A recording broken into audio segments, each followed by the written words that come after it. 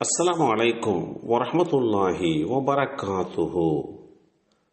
பார்வை இழப்பும் ஓர் பாக்கியமாக அமையும்.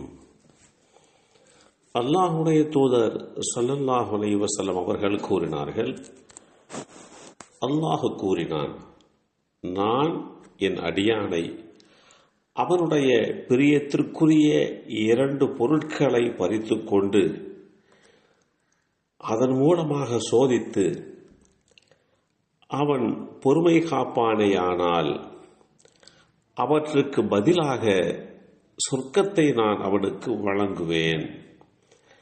அவனுடைய பிரியத்துக்குரிய 2 பொருட்கள் என்பது அவரின் 2 கண்களை குறிக்கும்.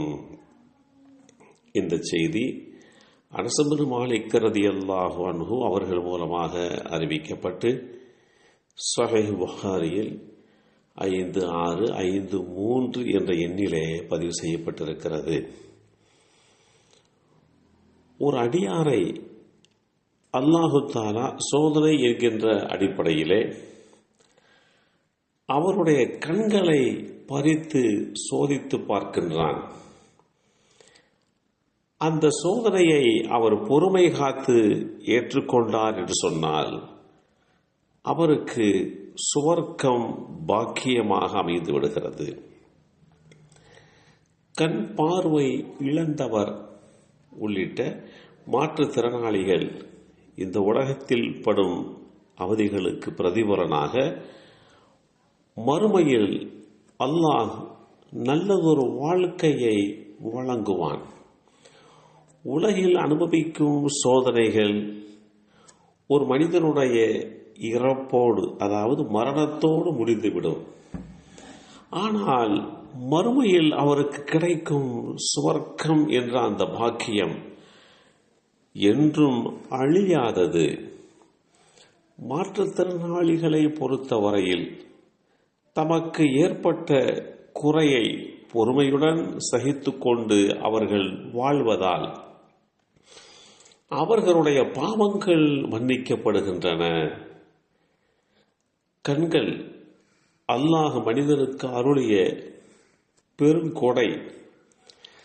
கண்கள் இருந்தால்தான்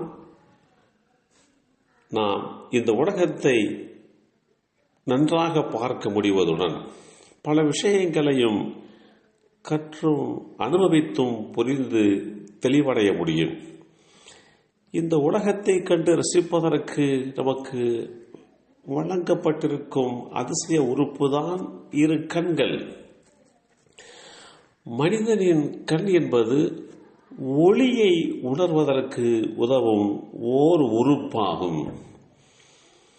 பார்வை இழப்பு என்பது ஒரு பெரிய சவால்.